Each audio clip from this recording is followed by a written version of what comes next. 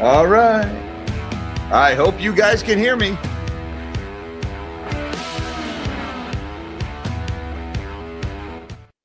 Good morning, everybody, and happy Wednesday. Today's December 11th, 2024. Happy Inflation Day, everybody. We got the Consumer Price Index, came out for the previous month, and, well, it was higher than it was a month ago. But before that, just want to say thank you, everybody. I hope you guys can hear me. Yes, I'm getting confirmation in the comments. I don't know what the hell happened yesterday. My sound just didn't work. It wasn't on my end. My microphone showed everything working. I was unable to reproduce the problem.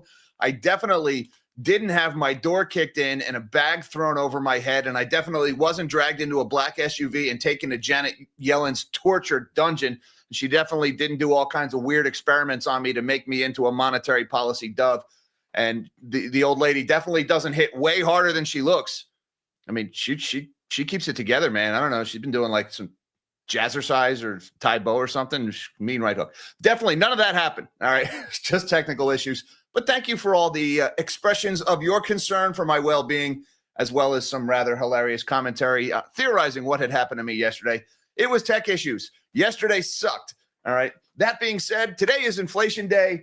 And, well, everything the world is still inflating, guys. They declared it transitory. It wasn't transitory. And then they said, don't worry, inflation is gone. It ain't gone. It ain't coming down anymore.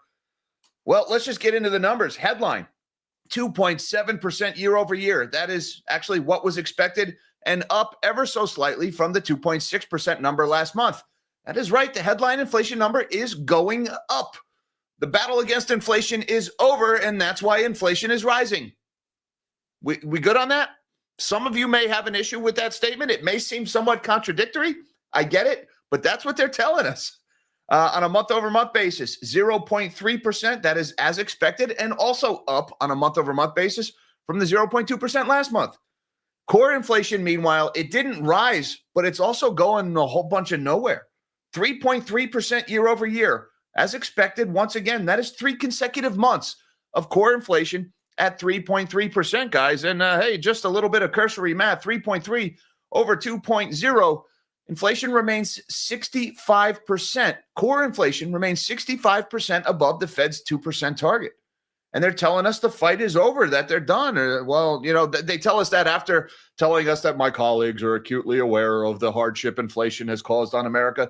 All those empty platitudes. Remember, guys, we're several months now into their cutting cycle, and it looks like they're going to cut again in December, even though inflation's still higher and it's still not coming down. They're going to go ahead and keep cutting. Month over month, core inflation was 0.3%, also as expected, also flat. It has been 0.3% for 4 months now.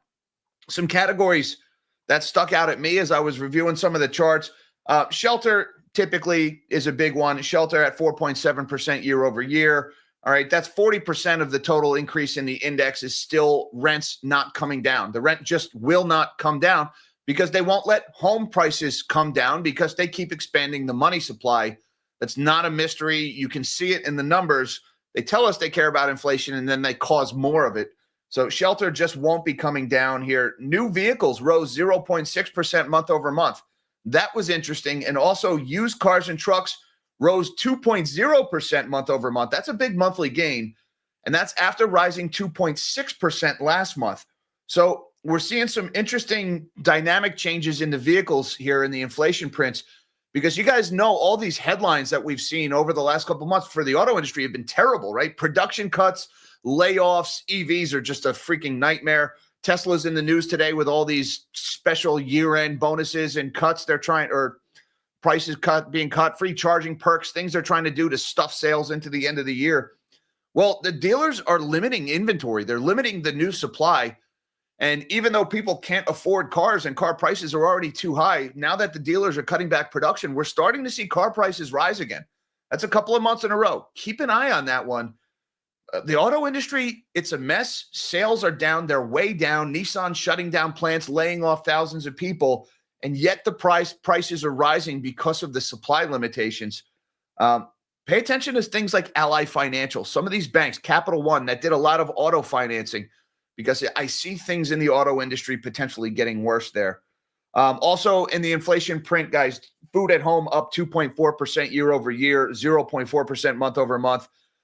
Food prices still going higher, 2.4%, maybe not a terribly alarming rate of food prices going up, but food prices are still going up, and food prices are already too high. That disproportionately hurts the poor and the working class who pay a higher percentage of their income on necessities like food. So, the poor people in this country just can't catch a break. The Fed sure as hell isn't going to give it to them.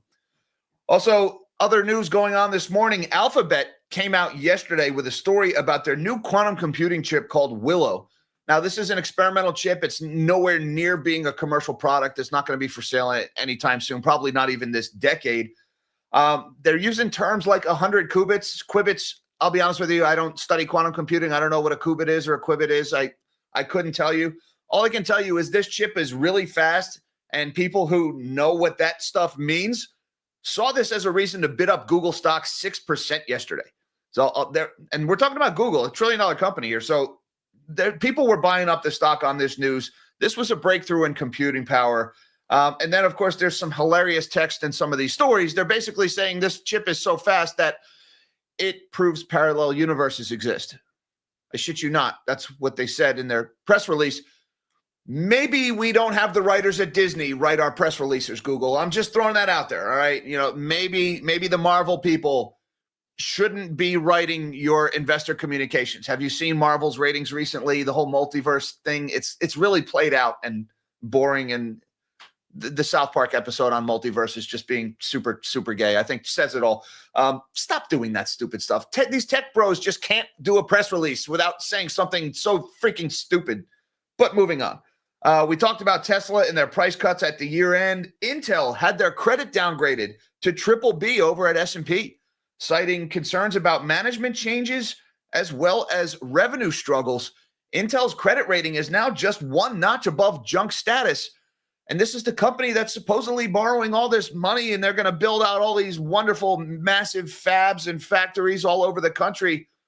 Well, without the government subsidies, those things definitely would not be happening because their credit rating is heading down. So I don't know that this is necessarily going to affect Intel's borrowing costs. Well, it would, but most of Intel's borrowing is coming from the government right now. So maybe not. But I found that interesting. S&P sees some problems over at Intel. The Bank of England had a rather shocking announcement yesterday. Shadow banks are allowed to qualify for this BOE new bailout program, and the public will not be informed which shadow banks will be receiving bailouts. By the way, guys, shadow banks, we're talking about pension funds, we're talking about insurance funds, hedge funds.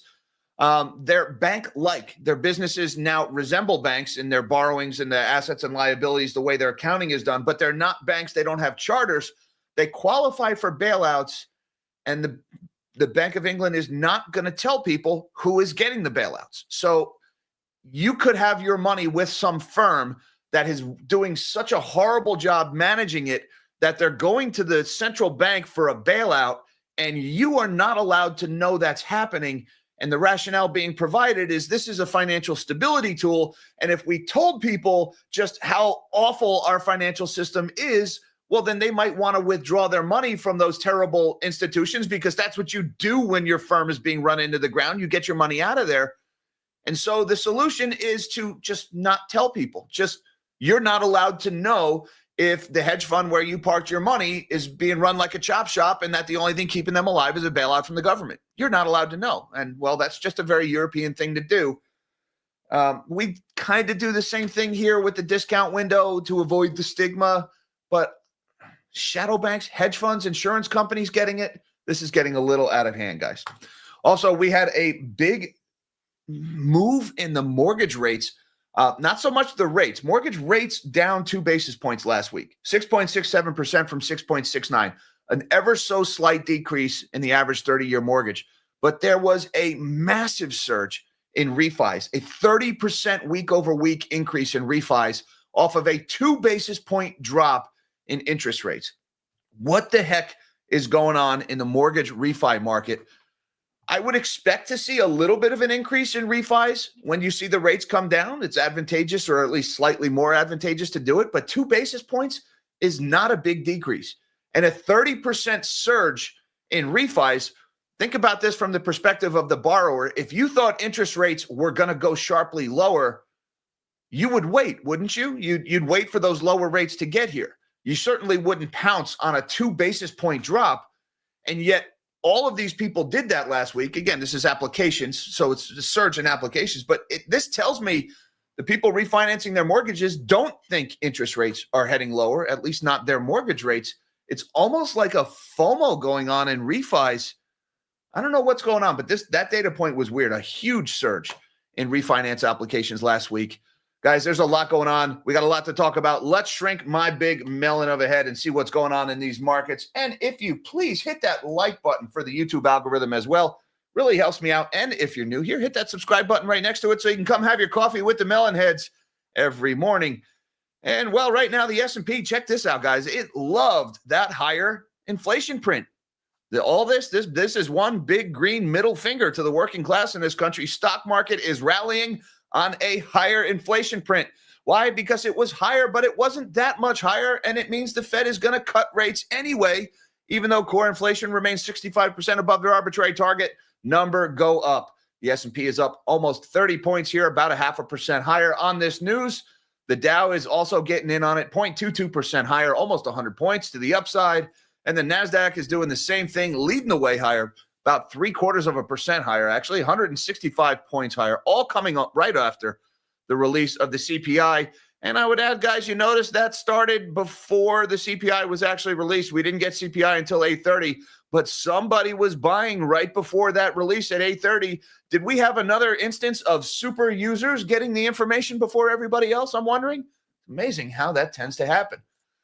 DXY, meanwhile, it's a little bit higher here, 4 basis points, but it was much higher earlier today, and it took a big drop after CPI came out. So I think that Dixie probably finishes the day a little lower here, but currently 106.44, up about 4 points.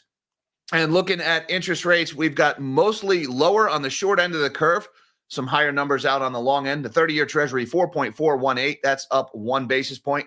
The 10-year, 4.210, that's down 1 point and change. The 2 years at 4.109, also down 4 basis points. And the 1 month is at 4.389, down 2 points and change. Looking over at the commodities board, we've got spot gold is higher by about $9.50 here, back above $2,700, $2,703 for spot gold. That's about 1/3% higher. Spot silver, meanwhile, is a little bit lower here, down by 2/3%, $31.69. That's down about 20 cents here this morning. I just had Bob Coleman came on the channel late last night. I haven't posted the interview yet. It was a fantastic interview. Bob has made another fantastic call about the silver price. It is eerily reminiscent of that banger of a call that he had back in February where he predicted the February-March rally in silver prices. He's making a similar prediction now. It was a fantastic interview. I'll be putting the finishing touches on that and posting it later today. I highly recommend that. Bob, I learned so much from talking to Bob. Sometimes it's hard to distill down what he's saying because he's so technical and he knows so much, but he did a very good job in this interview explaining why he thinks silver prices are heading higher. Look for that one in a few hours. Copper, meanwhile, is flat on the day. Platinum also flat on the day. Palladium pretty much flat on the day. And West Texas Intermediate crude oil is at $69.49 for January futures. That's up about 88 cents or 1.25% higher.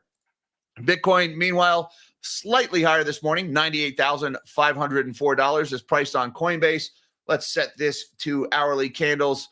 And it looks like a little bit of buying since the CPI, but Bitcoin not really reacting to this inflation print right now. It's still consolidating around this $100,000 level. It's been bouncing above and below that for a couple of days now. Now, let's talk about the inflation rate here, guys. On Trading Economics, this is showing your headline CPI, 2.7% for the month of November, up from the prior month of 2.6%, in line with expectations. We can see, guys, we definitely bottomed in September, and now we're heading higher. And I just want to remind you guys, the tariffs that are on the horizon, those are going to be inflationary data points that is going to drive prices higher. So we're probably looking at a new wave of inflation here. I mean, everybody declared victory and said it's over. Don't worry. I'm not really sure that's the case here. Typically, the solution to higher prices is higher prices, but they're still expanding the money supply and they're still lowering interest rates. In other words, Zerpenber is coming back, and you can't expect inflation to come down while you're doing that. It just doesn't work that way. Looking over at the month-over-month number, you can see we had a slight uptick in the month-over-month number to 0.3%. That's after 4 consecutive months of 0.2%. Once again, headline inflation trending higher here.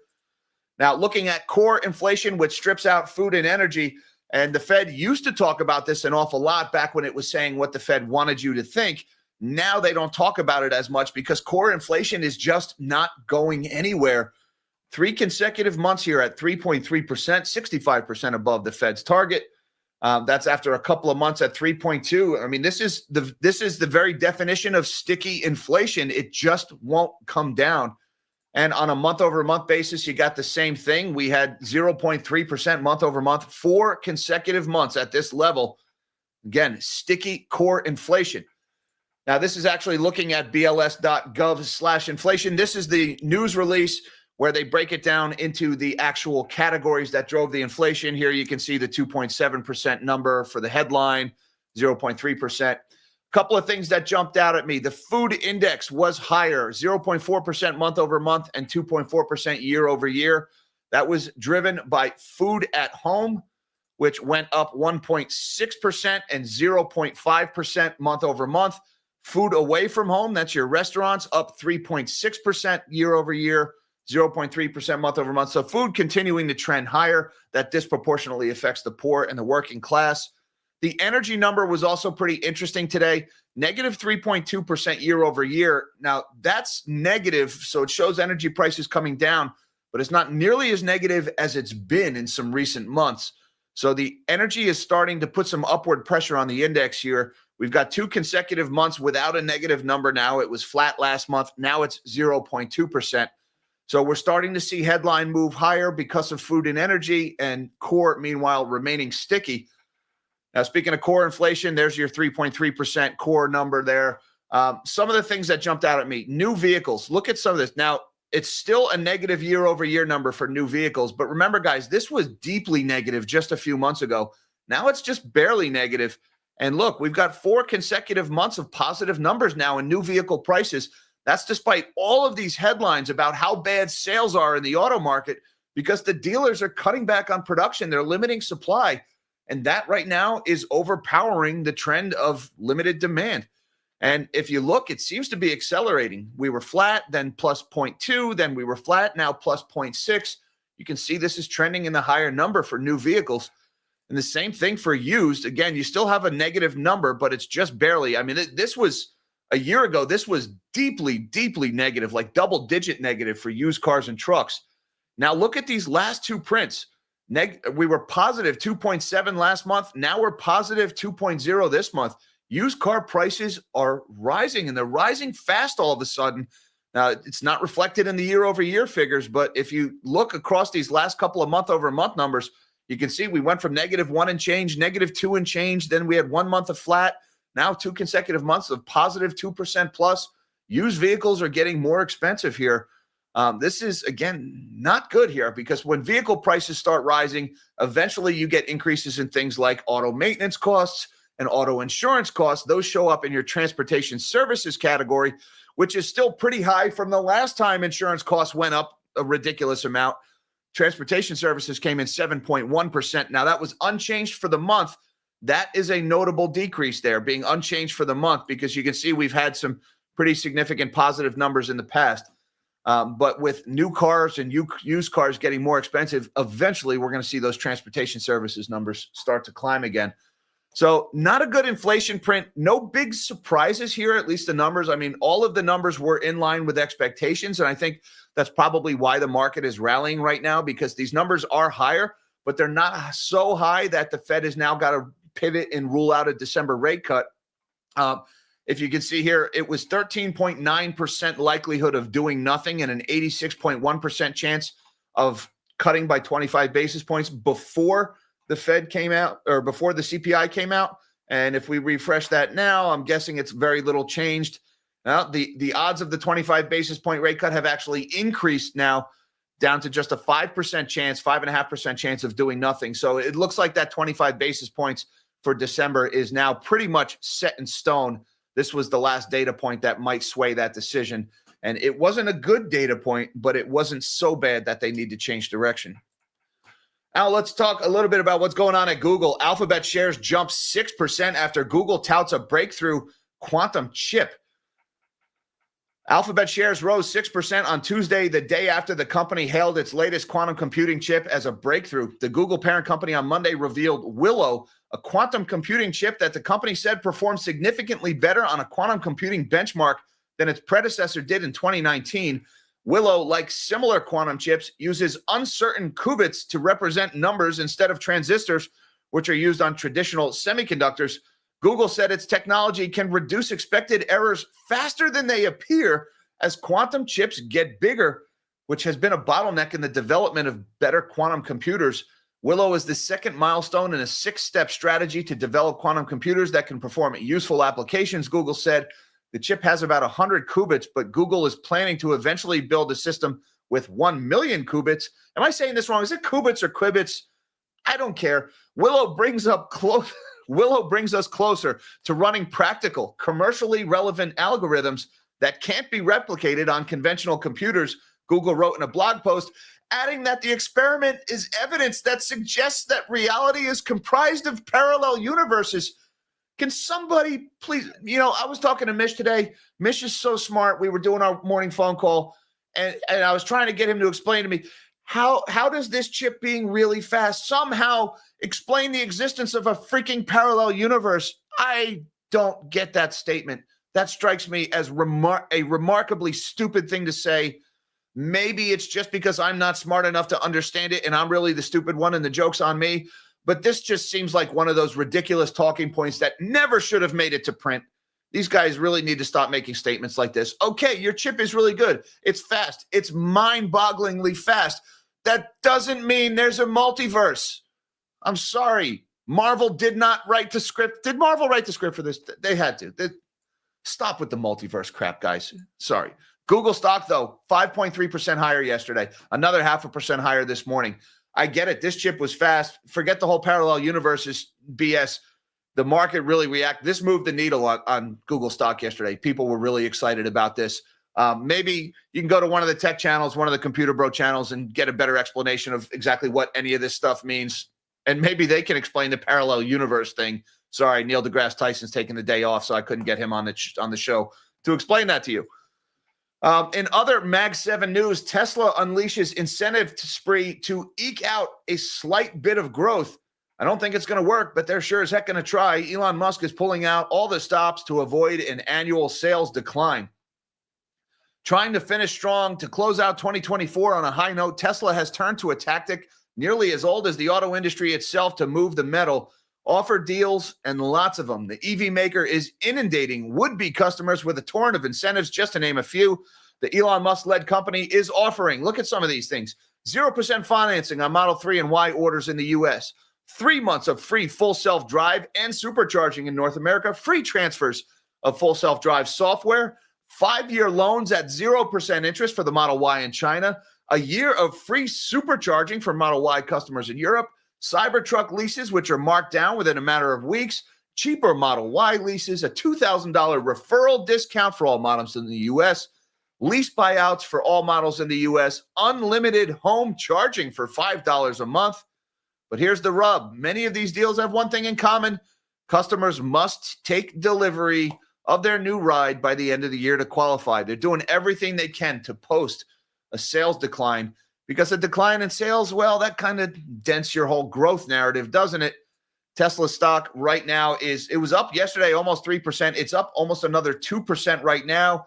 Possibly the enthusiasm for the Fed rate cut is contributing to this. $409.86 for Tesla. That's up another $9. Now, let's talk about Intel. Meanwhile, S&P lowers Intel's credit rating on management changes and revenue struggles. Bad news for Intel here. S&P Global Ratings has downgraded Intel Corporation's credit rating from BBB plus to BBB, pointing to a sluggish business recovery and heightened uncertainty following the unexpected departure of CEO Pat Gelsinger. Guys, BBB, that is just one notch above junk bond status for Intel's debt here. The move points to doubts about the chipmaker's ability to execute its turnaround plan effectively under new leadership, despite assurances from Intel that its core strategy will remain intact. The ratings agency highlighted Intel's disappointing revenue performance, with the company reporting $38.84 billion for the first 9 months of the year in revenue, a figure that remained stagnant compared to the previous year and fell below S&P's expectations. Gelsinger's exit has further compounded concerns, as he was widely regarded as a pivotal force behind Intel's roadmap to regain its competitive edge in manufacturing the fastest and smallest computer chips. The company's struggle to reclaim this title from Taiwan Semiconductor adds to challenges ahead. So bad news for Intel here. That stock was down 3% yesterday. It's flat this morning here, trading at $20.13. A credit downgrade certainly not going to help with their big expansion plans and all these big construction projects going on. But the fact that most of that money is coming from the CHIPS Act and from grants from the government, maybe it's not as bad as it sounds. And the last one I want to talk about here, identities of shadow banks that use new BOE tool is going to be a secret. This is such a European, UK thing to do. They're bailing out hedge funds, and you're not allowed to know which hedge funds are getting the bailout funds, even though those bailout funds are the direct cause of your cost of living rising. You're not allowed to know because everything is so strong and resilient, and we have this overwhelming commitment to transparency. That's usually what they tell you, right? The Bank of England will hide the identities of any pension funds, insurers, or hedge funds bailed out under a new financial stability tool to prevent a wider crisis engulfing the economy. Deputy Governor David Ramsden said the BOE has accepted submissions by so-called shadow banks that revealing too much information could create a stigma about using the bailout tool, which would undermine any rescue effort and risk creating more financial instability, he said in a speech on Monday. The poor people, the plebs, the commoners are not allowed to know who's got their hand out to the government, who's getting taxpayer bailouts, who's getting inflation-funded bailouts. You're not allowed to know who it is because, well, if you found out, you might take your money out of that bank, for your own good because that's what you do. No, you're not allowed to know. So you will be forced by your government to unwittingly leave your money in these funds. You just got to love it. Not only... Remember the whole thing, like too big to fail wasn't going to be allowed anymore? Remember we weren't going to do that? Now everybody is too big to fail, and nobody is allowed to know who is actually failing. I feel like this kind of went a different way than they promised us the last time the bailouts were going around. Unbelievable that this didn't get more attention yesterday. This was a really big story, in my opinion. And last but not least, 30-year mortgage rate, it dipped ever so slightly to 6.67%, down just 2 basis points. You can kind of see it in the chart here. Interest rates did nothing but go up for months after that first Fed rate cut. And then we did in recent weeks see a little bit of a decline. We peaked out at 6.9%. Now we're at 6.67%. But look at this one here. Mortgage applications in the U.S. rose by 5.4% for the week ending December 6th. The growth was carried by a 30% surge in loans to refinance a mortgage, which are more sensitive to weekly changes in interest rates. In turn, volumes of applications for mortgage to purchase a home actually fell by 4%. So you got applications to buy are going down, but a 30% surge. That's a FOMO rally, guys. You've got people piling into refis right now on this itty-bitty decline in interest rates. Does that seem like confidence that mortgage rates are going to go down among borrowers right now? Or maybe I'm reading this wrong. Maybe this just reeks of desperation and people need to refi their house to pay off their credit card debt or anything to avoid foreclosure. Whatever it is, a 30% surge week over week in refi applications. That is a huge number, and that is a trifle bit worrying, if you ask me. And I just want to say thank you. Oh, my God, you guys are going nuts today. Thank you, Mish, who gifted 10 Nobody Special Finance memberships. I just realized how many of these came through. Thank you, Mish. I appreciate that. Guys, if you're one of the new melon heads, welcome to the crew. Be sure and say thank you to Mish for doing that. That was very nice of you, Mish. Appreciate everything you do for the channel, sir. And the beekeeper is back. He says the drones, invasion of the audio snatchers. I like that. Invasion of the audio snatchers. Look, guys, on the drones thing, thank you for bringing that up, beekeeper. I heard more stories yesterday that these drones off the Jersey Shore, that they were following boats yesterday. All right. As soon as I hear drones following boats, now I'm more inclined to think this is our guys. These drones are U.S. military, and they just won't admit it. All right. So they haven't shot them down. Why? If they were Chinese operated drones, wouldn't they shoot them down? And yeah, I know the spy balloon, they let the spy balloon fly over the whole country before they shot it down, but they were also gathering signal intelligence from that thing, and they were studying it. So there was a case could be made for allowing that balloon to keep flying. An entire fleet of drones, though, it kind of defies logic. And these are huge drones. The idea that they couldn't follow them back to the source and figure out who was operating them kind of defies logic. I'm inclined to believe these are ours and that they just won't admit that they're ours. And then when I found out that they were following boats off the Jersey Shore yesterday, that tells me these drones are being developed for potentially repelling an amphibious landing in Taiwan or in the South China Sea. So I really think this drone thing is a U.S. military story, which would explain why they're being seen in and around military installations, because they're the ones operating them. And the alternative is that it's a non-U.S. state actor operating a fleet of drones unmolested in U.S. airspace, and that's pretty wild and scary. And I just think the simplest explanation here is that they're ours. They're U.S. military, and they just need to admit it. By the way, has anybody noticed, has the press ever asked Kerry Jean-Pierre, whatever the heck, Sir Who's at the Foo Cares, has anybody ever asked any of these people, is it us? Are they U.S. military drones? I'm not aware of any reporter that's asked that question. Maybe somebody want to get on that? Do your job. Just throwing it out there. Thank you, Beekeeper, for supporting the channel. And thank you to Hunt and Cover says, buy some cue cards for backup. Yeah, not a bad idea. Some cue cards, maybe some subtitles or something to, to prevent these spurious auto issues that, once again, definitely wasn't the Men in Black coming and hauling me away to reprogram me as a dove. Just want to remind everybody that our banks are strong and resilient, and Janet Yellen definitely isn't standing right there with a firearm pointed at my head. We're good? Okay. Definitely nothing like that going on, guys. My captors are treating me well also. Hunt and Cover, thank you, sir, for supporting the channel. Break My Wallet Motorsport. That's some honest marketing right there. I love that name, Break My Wallet Motorsport. All right. He says, welcome back. Missed you yesterday. Thank you very much. I appreciate the good vibes, sir. And thank you, everybody else who expressed a similar sentiment in the comments yesterday and on Twitter. Sorry about the tech issues, guys. I was unable to reproduce the problem, so I don't know what the hell happened yesterday. My shit didn't work. I think that's simply put. It just didn't work. So hopefully it doesn't happen again. Did a couple of extra sound checks this morning with Mish to make sure. Thank you, Break My Wallet. I appreciate that. Charles G says, isn't Google being broken up? How is their stock rising? That's BS in England. I have heard that there's a lot of there's always antitrust things circling with Google. What was it? Google's being asked to spin off something. Was it their Chrome browser? I don't know that being broken up, because that kind of like brings back memories of like the AT&T breakup in the 80s. I mean, that was huge. If they do force Google to divest certain businesses, I think it's going to be small pieces of the company that are carved off. I don't think it's going to be a big like AT&T style breakup. But yeah, that is going on. There's no shortage of antitrust issues with American big tech firms, both here and in Europe especially. So that's a good point, Charles.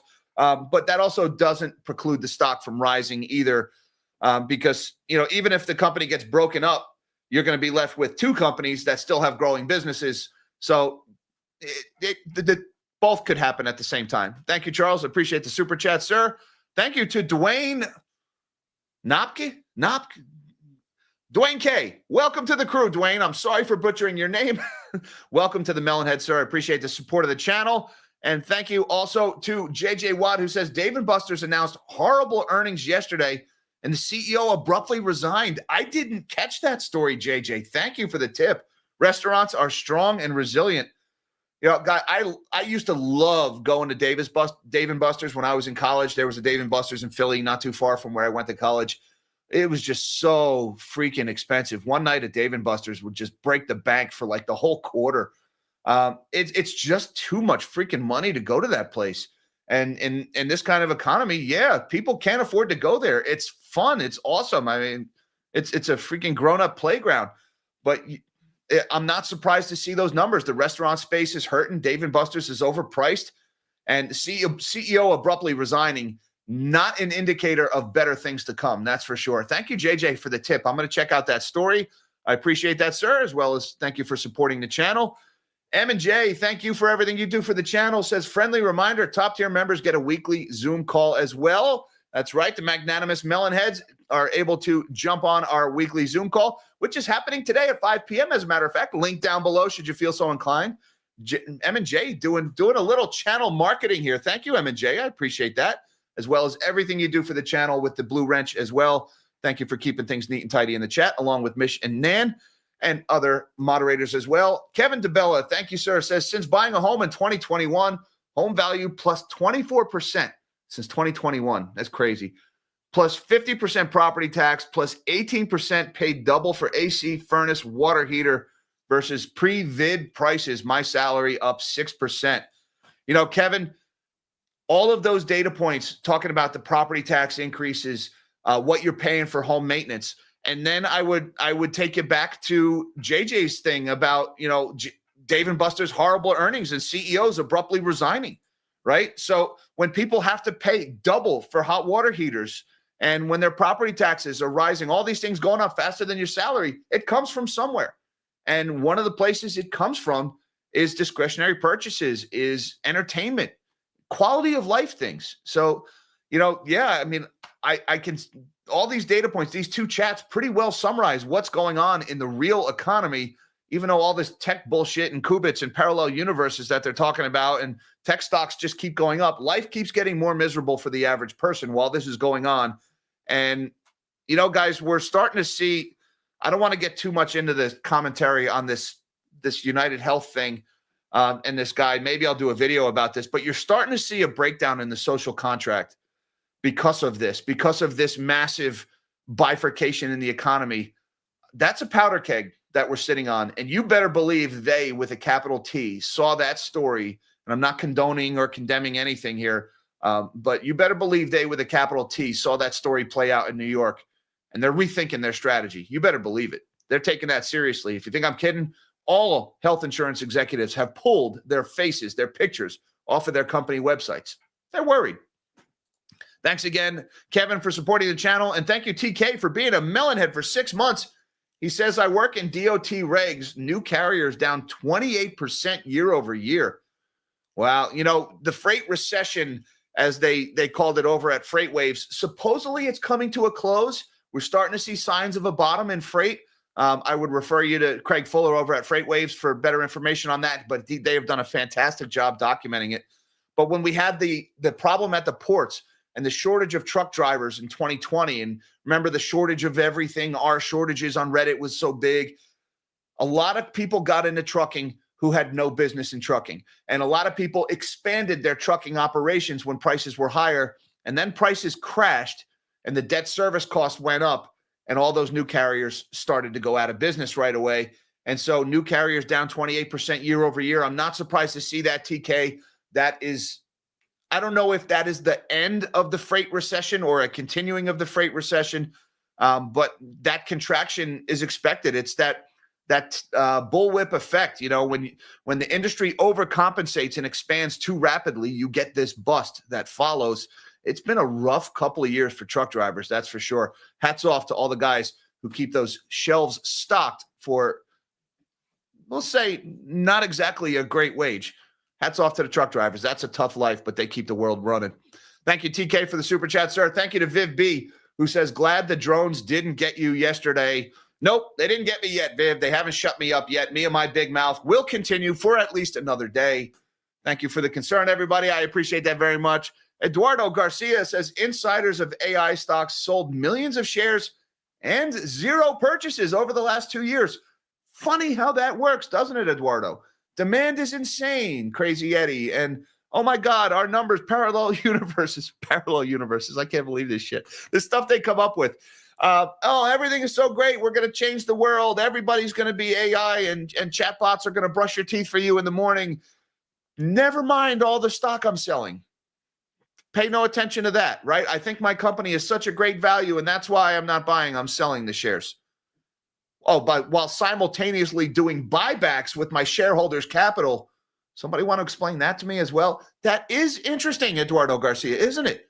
Thank you, sir, for the super chat and for the astute observation, sir. Appreciate that very much. Nashville Pasta Man, what's going on? Apparently, Mish is strong and resilient. Why is Mish? Are we trolling Mish? Pasta Man is. Are you pushing the big Mish button today, Pasta? I don't know what happened there, but thank you, Pasta Man, for everything you do for the channel, and thank you, Mish, for everything you do for the channel as well. I missed something in the chat, as this feels like an inside joke on my own channel that I'm not in on. Why am I always the last to find out about these things? Thank you guys for everything you do for the channel. Kevin DeBella says, even if the Fed hits the 2% target, the damage is done. Excellent point, Kevin. Remember, inflation is just the rate of change. The problem isn't necessarily inflation. The problem, and why I think unemployment is rising right now, is absolute price level. Okay, maybe the rate of change has slowed, and it's slowed, yeah, but it's rising again now. But the prices are still too high. And, take the point that we had from the earlier comment about HVAC and heaters and hot water heaters being double what they were. Those prices are so unaffordable, people can't afford to buy those things, or people are having to not eat at Dave & Buster's, for example. And so you're seeing a lot of restaurants close because people can't afford to eat out. And one of the reasons why I think they need to throw away the Phillips curve at the Fed is typically the idea is inflation and unemployment are inversely correlated. If one goes up, the other must go down. It sounds great. It sounds reasonable, except it's just not true. It's bullshit. The Phillips curve doesn't work. You can have rising inflation and rising unemployment. Case in point, November of 2024, unemployment went up and CPI went up. Get rid of the Phillips curves. Keynesians, you suck. You don't know what you're doing. You're breaking everything. You're ruining things. And now the Dave & Buster's CEO has to abruptly resign. It's your fault. The problem, the reason unemployment is rising is because inflation happened before. Prices are too high. That's why unemployment is rising. And the Fed right now is lowering interest rates to try to sustain employment. The problem is lowering interest rates brings back inflation. It expands the money supply. And so it's going to make the cause of the unemployment problem worse. These people are not mentally equipped to deal with what is happening in the economy. They have been taught the wrong thing in college and textbooks for years. It's like everybody forgot the 1970s happened. Stagflation is a thing. Thank you, Kevin. That was a little ranty, guys. Arbitrage, thank you, sir, for the super chat. He says, I wonder how Janet would have started her interrogation yesterday if she had bagged and snagged you. I don't know. You think Janet's like the strong silent type? Or maybe she brought in Jerome to play good cop, bad cop? I don't know. My guess is she probably walks in real quiet, sits down at the table, says nothing for a couple of minutes, maybe flicks a Zippo back and forth a few times. Yes, I've seen too many World War II movies. Offers me a smoke, lights it for me, and then still, without saying a word, just clocks me right across the jaw, knocks the cigarette out of my mouth, and then goes on to explain to me how our banks are strong and resilient and well-capitalized, and shows me pictures of my kids and this is a lovely family you have, Jack. It would be a shame if something were to happen to them. Now let's talk about your support for my fiscal policies. It's just a shame I wasn't able to make more progress on the deficits or inflation now that I'm not in power. Suddenly I give a shit about spending. My Yellen game, man. I'm gonna miss Yellen being Treasury Secretary. No, not at all. I'm not gonna miss it. I'm gonna miss my Yellen impression. And something tells me Scott Bessent just isn't gonna do it. But yeah, Janet Yellen is a shrewd negotiator. She is a brutal interrogator. She definitely used some, we'll say, enhanced interrogation techniques. I was forced to sit there to hours and listen to Smooth Operator on loop. Oh my goodness, terrible song. I cannot stand that song. Thank you, Arbitrage. Thank you, everybody, for the support of the channel today. We ran a little bit long. That's because you guys are so awesome. I appreciate you doing that. Thank you to my magnanimous Melonhead members on YouTube and Patreon for supporting the channel. Looking forward to talking to you guys at 5 p.m. Eastern time today for our weekly get-together. Links down below should you feel so inclined. Watch for that interview with Bob Coleman later today. It was fantastic. Hi, Mom. Hi, Dad. Love you guys. Everybody, till next time, live small and dream big.